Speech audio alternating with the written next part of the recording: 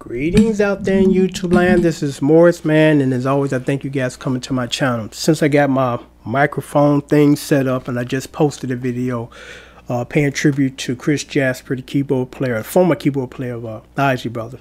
So I figure I'd do another video since I got all this stuff already set up. Instead of breaking it down, taking it away, then setting it back up later. And I'm going to entitle this video Song Structure. And basically what that entails to me is the way that the song is structured, structured. Pretty obvious. I mean, it's self-explanatory. But no two artists have the same structure. I mean, they have a very similar one, but I'm going to give you a good example. There are some artists that people ask me to do and they pay me for the tab and service that I cringe when I'm like, please don't let it be this bad. And then they say it's that band. Al Green, I'm like, oh shit. I love Al Green stuff, but Al Green has his own structure of song. Trust me. It's like, where the hell are you going? You're supposed to be here. You somewhere else. He has his own language, and it's a good language. I mean, I love his stuff, but it's not traditional by no means. I mean, it's like, good Lord, where's he going next, So, and it's not that his stuff is difficult to do chord-wise. It's just that the structures are just weird. Because I had one guy send me a song, and I guess this was an independent recording. This wasn't a group that had a major record label. He said, could you tab this for me?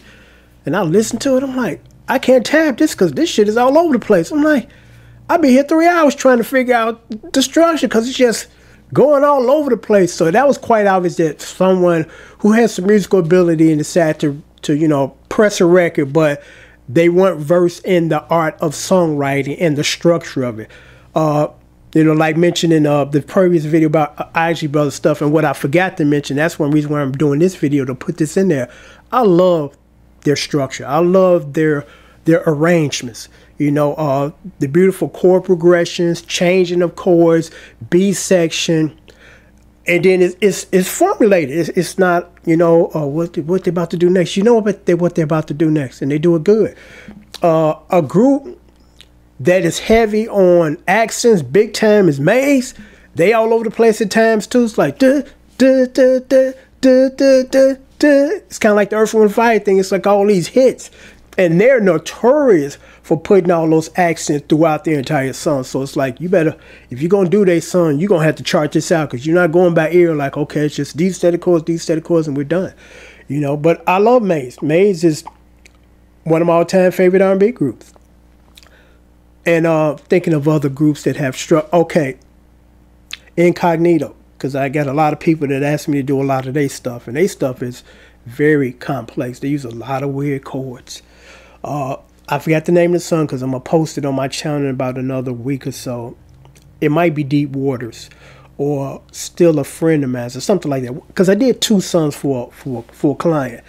And when I heard, because I looked at the time first of all, I'm like, okay, this is 6 minutes, almost a 7-minute song. And I'm listening to it as I'm, tabbing out the chords. And I'm saying to myself, it got to like maybe 2.5 minutes into that song, and I'm like, this is the whole song, and it's almost another 3 more extra minutes. I'm like, this song could have been shaved down to 3 minutes and called it a day. And as I listened to it, they kept doing a lot of stuff that was in the song that became repetition. It was like they were just deliberately trying to stretch it out. And it's like, it's a 3-minute song. There's nothing more that you need to add to this, but they added an additional 3 minutes, and it's like, whoa. That's what I love about the songs from the 60s. 2.5 minutes.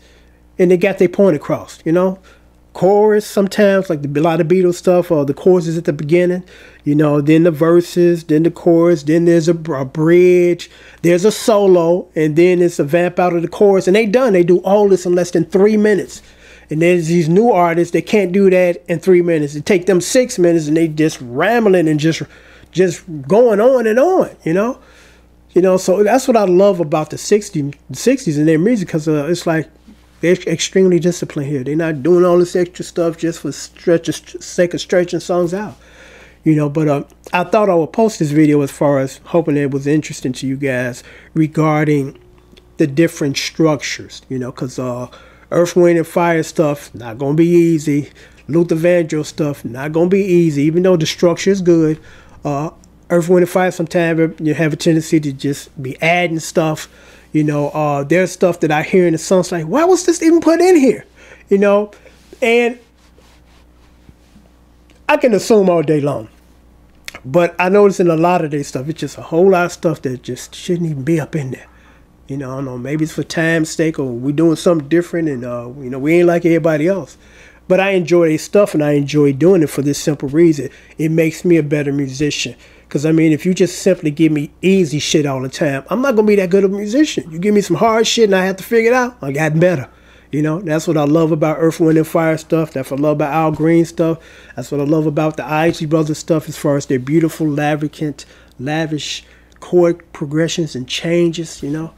It makes you a better player, you know, and a lot of stuff that I hear on the radio now, you know, it is what it is. And I'm like, I'm glad that I grew up in the era that I did for so many reasons, more reasons, financial reasons, better opportunities. Things were better back then than they are now regarding certain aspects of life. You know, I listen to the stuff that's playing on the radio now. Really, I don't even listen to the radio. I listen to a lot of YouTube stuff, but it's just like 3 chords. You know, there's no bridge sometimes. There's no change of keys. There's no solos. It's just like a 5-minute song with 3 chords. And it's like, how do you become real good just playing 3-chord songs? You know, it's good to learn the hard stuff. So once you learn the hard stuff, all that other stuff is so simple. It's hilarious, you know. But times have changed. You know, nothing stays the same. But, you know, again, I thank God that I grew up in the era that I did, because I would not be the musician that I am today if I was 18 years old or 20. I know this, you know. Because I listen to a lot of the 60s stuff, and I'm like, man, this is just beautiful. The arrangements are beautiful, the chord progressions, the engineering. Because one thing I can give today's music a big thumbs up, audible-wise, studio-wise, quality-wise, it's good stuff. It sounds good, it's clean, it's pounding, it's pumping, you know, but 2-3 chord songs, you know. But anyway, I'm going to sign off. Till next time, take care and thanks for watching.